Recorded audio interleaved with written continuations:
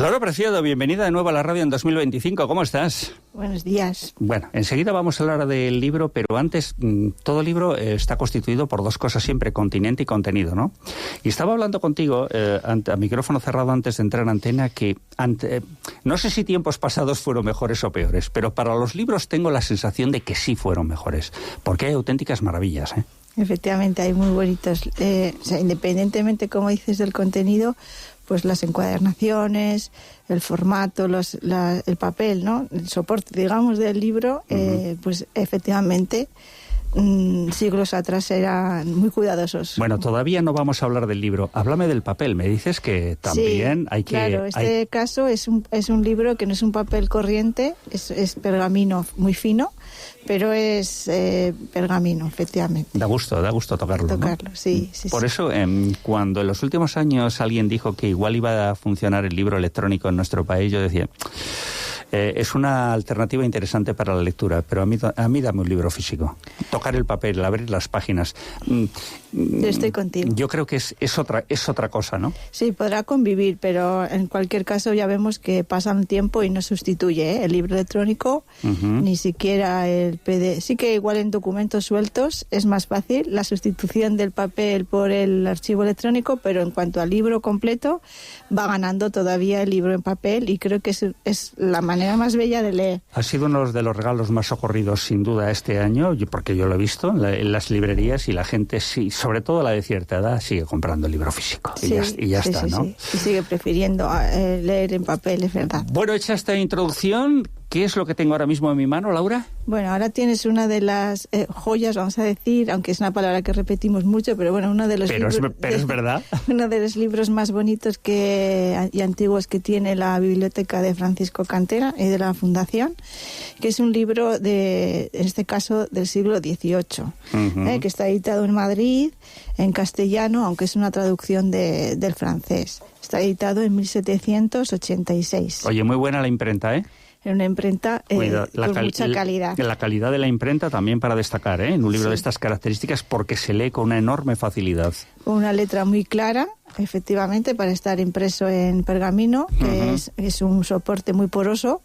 La tinta no está para nada corrida, está muy clara y se lee muy fácil. Muy contundente la tinta, o sea que efectivamente. Muy buena calidad de impresión. Por eso los artesanos de antaño hay que hacerles un monumento, ¿no? Claro, está encuadernado prácticamente a mano porque realmente son dos libros en uno. Realmente el autor, abad Claudio Fleur, francés, de la corte de los reyes de Francia, confesor de Luis XV, que es famoso por una historia eclesiástica que escribió de muchos tomos, pues hace estos dos obritas que en realidad son casi 90 años anteriores a esta edición, ¿eh? La edición original en francés es anterior, es del siglo XVII y este libro es del siglo XVIII, pero es un libro que no sé si se puede utilizar la palabra bestseller para un libro religioso de la época, pero sí que fue múltiples veces reeditado y traducido a prácticamente todas las lenguas de Europa. Pues yo creo que la definición es perfectamente válida para el libro en su momento, ¿no? Sí.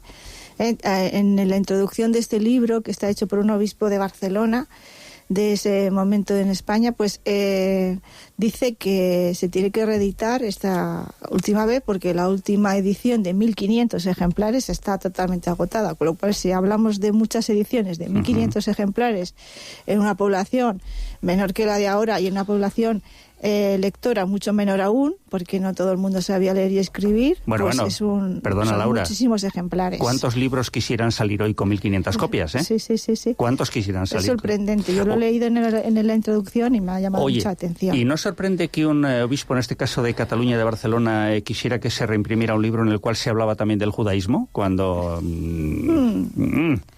Sí, la verdad lo que pretende... Las relaciones no eran las más correctas. No eran ¿vale? correctas. Claro. Lo que pretende este autor francés que además de... Es un religioso, es un abad, pero es también un historiador. Para hacer este libro se basa en la Biblia, pero también en textos históricos y en textos clásicos de los romanos y de los griegos. Entonces lo que pretende hacer es una comparación, es algo bastante novedoso para la época. Estamos en el inicio de la Ilustración en Francia, muy novedoso, que es comparar comparar las dos religiones que se llaman del libro, ¿no? Las dos grandes religiones de la Biblia, el judaísmo y el cristianismo, pero trata de quitar esos prejuicios que existían entonces y que todavía en algunos lugares del mundo existen, de que el cristianismo está por encima del judaísmo y que las costumbres, pues, por eso se llama costumbres israelitas, que se refiere a las costumbres judías, y costumbres cristianas, que unas costumbres son malas, las de los judíos, y las de los cristianos son las buenas. Entonces lo que trata este autor es de quitar, digamos, eliminar contradicciones, eliminar, ¿no? esa mancha, digamos, y decir que es un poco al revés, ¿no? Que son complementarias, porque una es la base de la otra, ¿eh? No habría cristianismo si antes no hubiese habido judaísmo. Tú hablabas de un bestseller. Yo diría que estamos también ante lo que hoy denominamos un libro de texto, ¿no? Sí. Diferencias claras, es decir, hacer comparativas y hacer más fácil al lector, en consecuencia, las posibles contradicciones que podía haber entre una y otra, ¿no? Efectivamente. Entre una y otra religión, ¿no? Le hace comprender las diferencias que hay y las similitudes, ¿no? Efectivamente, es un análisis comparativo en toda regla. Y luego, además, el autor tenía que hilar muy fino, porque en ese momento el peso que la religión tenía en las sociedades era muy fuerte, era muy potente, ¿no? Entonces, efectivamente. Había que hilar muy fino a la hora de construir el texto, ¿no? Eso es. Entonces va explicando de manera muy clara, muy pormenorizada, a la vez muy sintética, porque el libro es corto, todas las costumbres de los judíos en cuanto a todo, ¿no? A las ocupaciones, a las artes, a los oficios a los que se dedican, su manera de vestir, sus fiestas religiosas, el Sabbat, todas las tradiciones judías, y luego en la segunda parte hace lo mismo para el cristianismo. Entonces, él, digamos que tampoco da una opinión de una cosa u otra, lo que hace es mostrar todo en datos para que sea el lector el que se haga la idea y haga esa comparativa. O sea, datos reales, pero no opiniones. Eso es. Que no las vierte. Él no vierte opiniones. Que tendría las suyas, evidentemente, sí, ¿no? Sí, efectivamente. Y las poquitas opiniones que da son en un carácter positivo, ¿no? De decir que son religiones complementarias y que la una viene de la otra. Por supuesto, defiende el cristianismo, porque eso es un abad católico, pero sin desdeñar o sin ese aspecto negativo que hasta el momento se daba a la religión judía. Pero a mí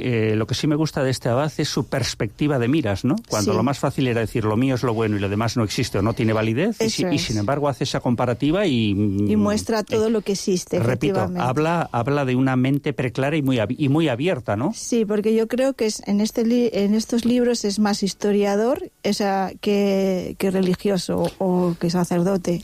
Es las dos cosas, pero claro, aquí digamos que muestra sus dotes de historiador. ¿Sabes por qué, Laura? Porque si analizamos las religiones a lo largo del tiempo, en el caso del judaísmo y el cristianismo, mucho más que encontrar elementos aglutinantes, se trata de buscar la diferenciación siempre. Eso es. Es decir, aquello que se ha escrito se ha hecho siempre apología de lo mío frente al otro, ¿no? Y entonces esta política de manos abiertas, y repito, en el año en el que estamos hablando, creo que tiene su mérito, ¿no? Claro, tiene su mérito, efectivamente, porque es uno de los primeros intentos por acercar las religiones y no enfrentarlas, efectivamente. Claro, es algo novedoso y es algo que tiene que ver con la época en la que está escrito, que es este inicio de la Ilustración. Fíjate, hablando de la Biblia, hablando de literatura clásica, hablando de textos históricos, hablando de romanos, hablando de griegos, yo le busco otra definición al libro. En el fondo es también una mini enciclopedia. Sí. También lo es. Es que decías también tú, bestseller, vale, enciclopedia, es que vale también esa definición, ¿no? Sí, es como una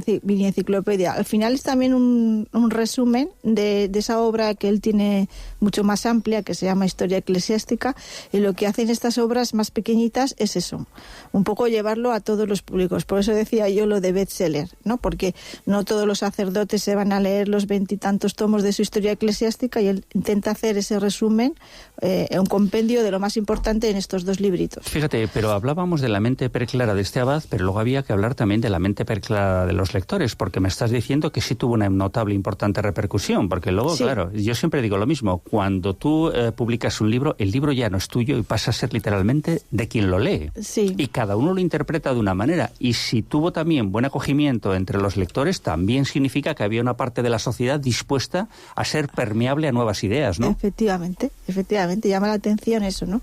Que es algo que es novedoso, pero que tuvo gran éxito de lectores, ¿no? Y que se sigue publicando, porque yo he encontrado ediciones de estos libritos por separado, de incluso la última que he visto, de 2023.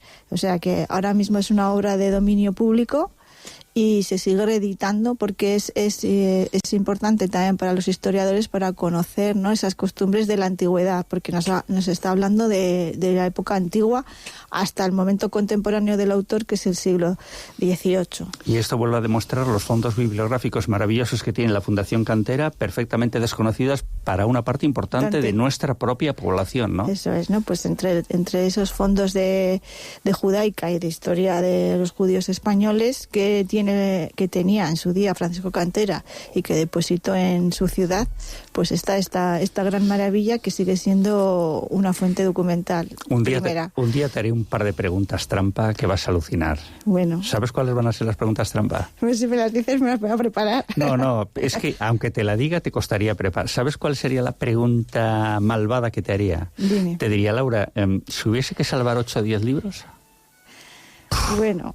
Sería tremendo. Sí, sería muy difícil si salvar. Solo tengo que salvar 8 o 10, bueno, claro, es hombre, si te digo, salve usted 200, te lo pondría muy fácil. Sí. Y fíjate que no te he dicho salvar un libro, ¿eh? Digo, pero si hubiera que salvar 8 o 10 de la Fundación para revelar la importancia de lo que se esconde ahí dentro, porque si me lo contase rápidamente, entonces, bueno, pues los fondos bibliográficos no tendrían gran interés. Pero cuando hay que pensar, mira lo que hay ahí, ¿no? Sí, yo creo que sí que tendría que pensarlo muy bien.